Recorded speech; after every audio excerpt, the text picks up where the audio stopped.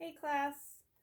So how many of you have been in the situation where you've listened to somebody close to you pour their heart out and you just don't know what to do to make them feel better, if there is anything you can do?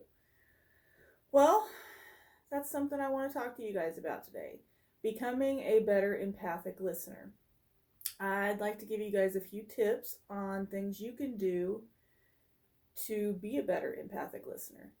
And those tips involve listening non judgmentally, acknowledging the person's feelings, and communicating your support non verbally. Okay, so listening non judgmentally is basically just listening with an open mind. Not having any judgments or opinions being brought into the person's situation. Um, the best way to do this is basically just be quiet and listen to them. Give them a chance to voice however they're feeling and just listen.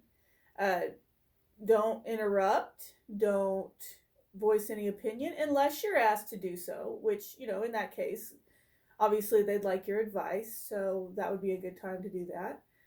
But a lot of times, just because somebody is trying to talk to you about something important to them doesn't always mean that they're looking for your advice. Sometimes they just want you to know how they feel. And that brings me to my next point, which is acknowledging feelings. So, acknowledging someone's feelings is just basically giving them the opportunity to express them. And one of the best ways you can do that is just by listening, also.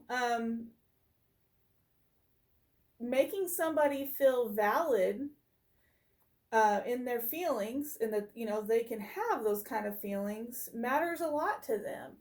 And uh, a really good way to do this is to use like a continuer statement.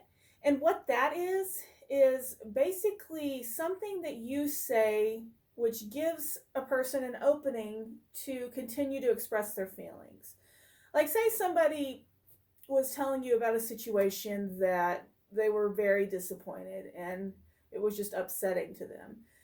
You may say something like, "That sounds like you were probably very disappointed." And that gives them the opening to continue expressing their feelings. Um, that is a really good way to acknowledge somebody's feelings.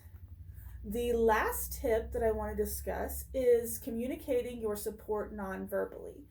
Now, we've went over what nonverbal communication is, anything without words. It may be facial expression, some sort of hand gesture, just to reach out and touch someone. A big key way to communicate your support nonverbally is to maintain eye contact the whole time somebody is talking to you.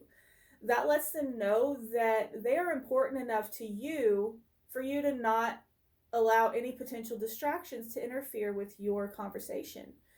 Another way to do this would be like an example of somebody getting emotional when they're telling you something.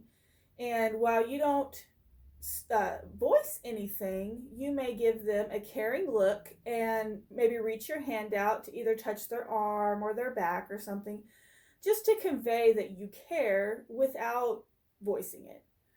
So now I've went over the 3 ways that you can become a better empathic listener, which is listen non-judgmentally, acknowledge feelings, and communicate your support non-verbally.